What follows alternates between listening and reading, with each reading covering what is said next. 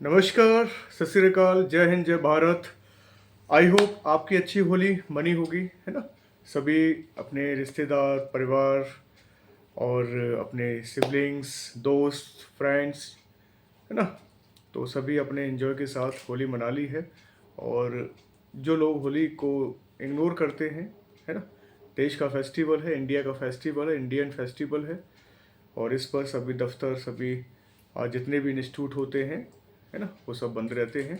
और हमारा भारत देश एकता में विभिन्नता, विभिन्नता में एकता, इन चीज़ों को जो है फॉलो करता है ना। हम लोग संविधान में भी पढ़ते हैं, हम लोग अपने सेकुलरिज्म की भी बात करते हैं, हम लोग एजुकेशन की भी बात करते हैं, हम लोग लैंग्वेज की भी बात करते हैं, हम लोग डिस्क्रिमिनेशन की भी बात करते हैं, हम लोग तरह तरह के जो भी इवेंट हैं, इंसिडेंट हैं, जो भी हमारे स्टडी से रिलेटेड हैं, टूरिस्ट से रिलेटेड हैं, और जो पहनावे से रिलेटेड है, आर्ट एंड कल्चर से रिलेटेड है, सिटीजनशिप से रिलेटेड है, सारे पॉइंटों को देखते हुए इसी से ही एक देश का इतिहास तय किया जाता है, एक देश की एकता तय की जाती है। मतलब एक छोटे छोटे जो बीट्स हैं उनसे क्या बनती है, एक माला बनती है। और उस माला को अगर गले में पहना जाए तो एकता से वो एकता को शो करती है। मतलब उस बॉडी को चमकाने में उस माला का बहुत बड़ा योगदान है, क्योंकि उस माला में जो बीट्स है, तरह तरह के जो बीट्स डाले गए हैं, वो क्या है, उस देश की परंपरा है, राजनीतिक जो है मैटर्स हैं, पॉलिटिकल मैटर्स हैं, रिलीजियस मैटर्स हैं, आर्ट एंड कल्चर्स के मैटर्स हैं, एजुकेशन के मैटर्स हैं। मतलब एटस्ट्रा में जो भी पॉइंट बताऊं, वट एवर एनी पॉइंट, वो सब कुछ इसमें इंक्लूडेड होंगे गाइस।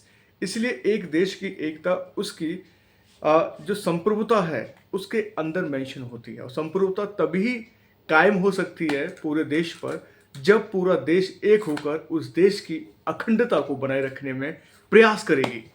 लेकिन यहाँ पर मैं बात करने जा रहा हूँ डीएमके, जो तमिलनाडु में सरकार है, एमके स्टालिन, अब वो ज़्यादा ही विवाद में आ चुकी है। और उसने शिक्षा का भगवाकरण का एक उद्देश्य मतलब अपने हिसाब से जो है मेंटेन किया है। और भारत सरकार पर आरोप लगा है कि राष्ट्रीय शिक्षा नीति का भगवाकरण कर रही है भारत सरकार। और इस पर शिक्षा मंत्री, एजुकेशन मिनिस्टर श्री धर्मेंद्र प्रधान जी ने भी कटाक्ष किया, संसद में भी कटाक्ष किया, और मीडिया से भी उन्होंने अपने आप को एड्रेस किया, बताया कि तमिलनाडु में जो खेल खेला जा रहा है, पहले त्रिभाषा फॉर्मूला को लेकर दिक्कत हुई थी।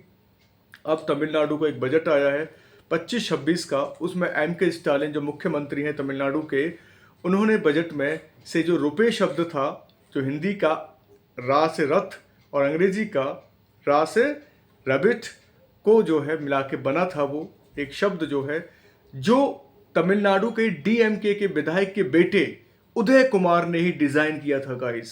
उदय कुमार ने डिजाइन किया था वो नोट का जो संकेत है, सिंबल है। अब तमिलनाडु सरकार ने उसको हटा दिया है और अपना एक रीजनल सिंबल जो है रुपए के रूप में नॉमिनेटेड कर दिया है। क्या तमिलनाडु अपने आप को एक अलग कंट्री साबित करना चाहता है?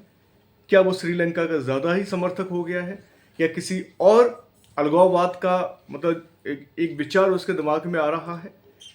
क्या षड्यंत्र है इसके पीछे? क्या जियोपॉलिटिक्स है? क्या कॉन्स्पिरेसी है? What is the exact position behind of Tamil Nadu?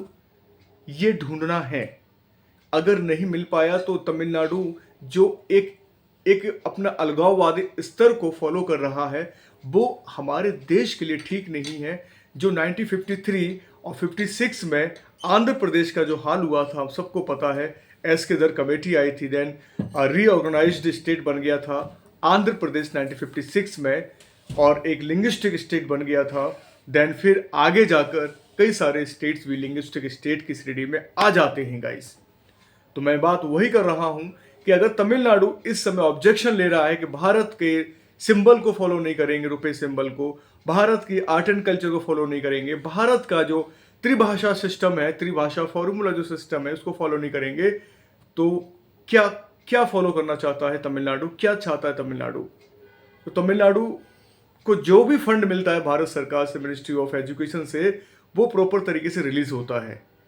त्रिभाषा formula जो था उसको उसने फॉलो नहीं किया, तो भारत सरकार ने, इंडियन गवर्नमेंट ने उस एजुकेशन फंड को रोक दिया गया। इस पर वो तमिलनाडु सरकार भौखला उठी गाइस। जब आप मतलब डाइवर्जन खेल रहे हैं, डाइवर्जन खेल रहे हैं, जो जम्मू कश्मीर में ऑलरेडी चल रहा है, जो हमारे सिक्किम में चल रहा है, अरुणाचल प्रदेश में चल रहा है, हमने कभी साउथ सी एस्पेक्ट तो नहीं की थी। कहाँ 1956 की बात, अब कहाँ 2025 चल रहा है। अब जाके आप उठे हो, जागे हो, और अब आपके कान में कुछ आवाज आई कि भाई तमिलनाडु अपनी अलग पहचान बना। ये क्यों आई? ये गलत है। इस सिस्टम को आप नहीं बदल सकते, भारत सरकार ही संसद के माध्यम से तय कर सकती है। इसलिए आप सिर्फ भारत सरकार की ही रूल एंड जो रेगुलेटरी पॉलिसीज हैं, जो टर्म्स एंड कंडीशन है, वही आप फॉलो करेंगे।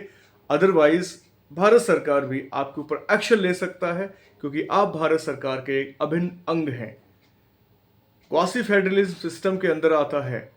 वी आर डेमोक्रेटिक कंट्री, तो इसलिए अपनी पॉलिसी को आप स्टेट के अंदर चला सकते हो। जो भी कंकरेंट लिस्ट के मैटर हैं, जो भी स्टेट लिस्ट के मैटर हैं, यूनियन लिस्ट के मैटर हैं, उन पर आप कंसीडर करो, लेकिन सरकार, भारत सरकार की नज़र में वो चीज़ें होनी चाहिए।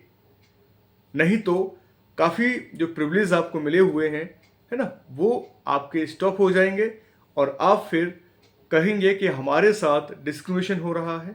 तो ये गलत है। आप खुद भारत सरकार, भारत देश के साथ डिस्क्रिमिनेशन कर रहे हो। एम.के. स्टालिन साहब, क्यों ऐसा विचार आपके दिमाग में अब आ रहा है? पिछले सदियों बीत गए, तब तक आपको कोई विचार नहीं आया। बताइए, अब आपके दिमाग में ये हलचल हो रही है कि भाई ये क्या हो रहा है।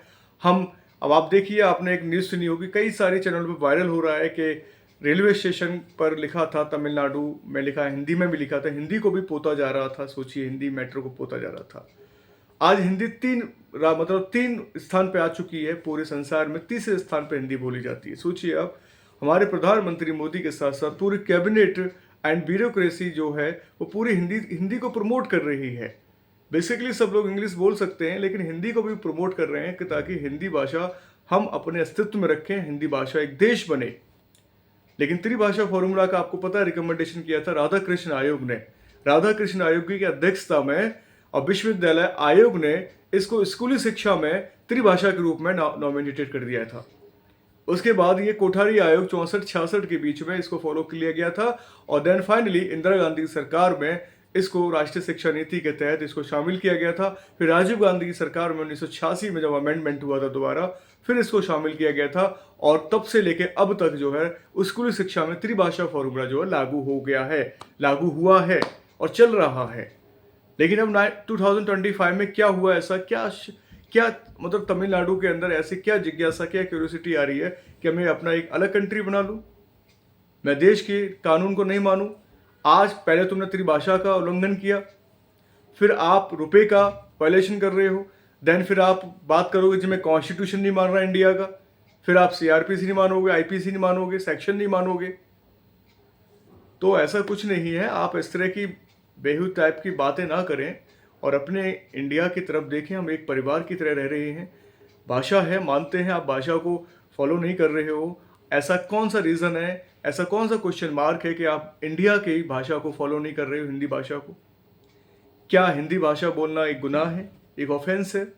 तमिल, इंग्लिश आप चला रहे हो। अब जो पहले से चलती आ रही हैं तमिल, इंग्लिश और हिंदी, अब आप हिंदी को बिल्कुल बाइकआउट कर रहे हो। ये गलत मैसेज है पूरे हिंदुस्तान के लिए, और कई सारे स्टेट्स भी इसके अगेंस्ट नहीं होंगे। आपके फेवर में चले गए तो पूरा बवाल हो सकता है। मणिपुर वाले कहेंगे जी मणिपुरी बोली जाएगी, कंपलसरी है ना। मिजोरम वाले कहेंगे ना मिजो बोलेंगे हम तो। कन्नड़ वाले कन्नड़ के लिए लड़ेंगे, फिर मराठी वाले महाराष्ट्र वाले मराठी के लिए लड़ेंगे। रीजनल भाषा है सबके पास अपनी अपनी, लेकिन हिंदी को फिर ये सब कुछ ये भी बॉयकॉट कर देंगे कि भाई हमें हिंदी नहीं बोलना है, हम हिंदी भाषा राज्य नहीं हो सकते। बात आपकी नहीं है। आप पता है आपको आंध्र प्रदेश में क्या हाल हुआ था, वो दोबारा ये सारी चीज़ें नहीं हो सकती। त्रिभाषा फॉर्मूला को अपनाना ही पड़ेगा। क्यों नहीं अपना रहे, इसका रीज़न आप ऑथेंटिक वैलिड दीजिए, अपनी संसद में बात कीजिए। जो भी आपके डीएमके के सांसद हैं वो पक्ष रखें, पक्ष के साथ साथ इसके कॉजेज है ना, क्यों भाई कैसे, कारण क्या है, ये सारी चीज़ें आपको पार्लियामेंट में डिस्कस करनी है। आप कोई यहाँ पर महारथी हासिल करके बड़े 30 मार खा नहीं हो कि आप ये डिसाइड कर लोगे और आपने कर दिया, ऐसा नहीं होगा। ये एक तरह से देशद्रोह के खिलाफ होगा। ये सारी चीज़ें जो आप कर रहे हैं, बिल्कुल आप त्रिभाषा फॉर्मूला को अपनाएंगे और जो भी रुपए का सिंबल है उसको भी फॉलो करेंगे, हमारे संविधान के प्रति आस्था भी बनाए रखेंगे। ये सारे हमारे भारतीयों की संवेदनाएं आपके प्रति रहेंगी तमिलनाडु सरकार की। तो तमिलनाडु सरकार जो कटाक्ष कर रही है भारत की राजनीति को लेकर या डिक्टेटरशिप पॉलिसी को लेकर, या उसकी चल नहीं रही है उसकी कैबिनेट को लेकर, या जो भी इंटरनल प्रॉब्लम्स हैं, एक्सटर्नल प्रॉब्लम्स हैं, वो एक सॉल्यूशन होता है हर चीज़ का। लेकिन आप एक अपनी संस्कृति पर ही प्रहार कर रहे हो, अपने इकोनॉमिक पर ही प्रहार कर रहे हो, तो वो गलत है। इसको सोच समझ के हल कीजिए। बजट का सिंबल, जो रुपए का सिंबल है, वो आपके ही इंसान ने किया था, तमिलनाडु के ही रहने वाले हैं उदय कुमार जी, और वो डीएम के विधायक के बेटे भी हैं। सोचिए आप, है ना, उन्होंने डिज़ाइन किया है और उनके डिज़ाइन को हमने पूरे इंडिया को, मतलब पूरे इंडिया का एक सिंबल मान लिया था नोट का। गाइस सोचिए आप, है ना। तो त्रिभाषा फॉर्मूला है, उसमें अमेंडमेंट हुआ है, कोई जोर जबरदस्ती नहीं की भारत सरकार ने। बस एक रूप है हम लोग, एक रंग में ढले हुए हैं और एक ही राष्ट्र झंडा है हमारा, एक ही संविधान है हमारा और एक ही धर्म है हमारा और एक ही भाषा है हमारी। इसके साथ जिएंगे तो हमारे अंदर देशभक्ति की भावना भी जगेगी और हम डेडिकेटेड भी रहेंगे अपने कंट्री के प्रति, अपने नेशन के प्रति। अब आप कहोगे जी हम तो सिटीजनशिप नहीं ले रहे, हम तो तमिलनाडु सिटीजनशिप लेंगे। ऐसा कोई प्रोविज़न इंडियन कॉन्स्टिट्यूशन में नहीं है। आप निकलना चाहोगे फिर भी नहीं निकल सकते। डीएम की सरकार, आप नहीं निकल पाओगे। आप बाउंडेड हैं, आप बन चुके हो। हमारे देश के संविधान के प्रति आप जो कैबिनेट मिनिस्टर, आप जो मिनिस्टर बने हुए हो, ये संविधान के प्रति ही है आप सब कुछ आपके तमिलनाडु के अंदर। तो देश की संस्कृति, भाषा, धर्म, जात, शिक्षा व्यवस्था, ये सारी चीज़ें संविधान के अनुरूप ही बनी हुई हैं। किसी एक बंदे ने इसको ड्राफ्ट नहीं किया है, किसी एक बंदे ने ड्राफ्ट नहीं किया है। प्लीज़ आप कोऑपरेट करें, संविधान को फॉलो करें। जरूरी नहीं है कि नरेंद्र मोदी के सरकार के ऊपर, कैबिनेट के ऊपर आप कटाक्ष करें। आपके अगर मुद्दे में दम है, सॉलिड है आपके पास कोई मटेरियल, तो आप संसद में प्रस्तुत करें, बात करें, डिबेट करें। सॉलिड प्रूफ नहीं तो टाइम वेस्ट करने की ज़रूरत नहीं है। अगर आपको लगता है कि मेरे पास सॉलिड प्रूफ है, आप रखिएगा। अगर आपको लगता है कि हाँ जी मैं कैपेबल हूँ, तमिलनाडु को एक देश बना दूंगा, बढ़िया कर दूंगा, तो ऐसा पॉसिबल तो नहीं होगा जी। तो अपने आप को अपडेट करें प्लीज़। जो भी तमिलनाडु की हिस्ट्री है ना, कहाँ से साउथ इंडिया की, पूरे दक्षिण भारत की एक इनक्रेडिबल हिस्ट्री रही है। कहीं भी किसी भी कंट्री की इतनी हिस्ट्री नहीं रही जितने दक्षिण भारत की हिस्ट्री रही है। आप सोचिए, दक्षिण भारत में कोई भी इतना डिस्क्रिमिनेशन पहले नहीं था। एक होकर सारे लोग लड़े थे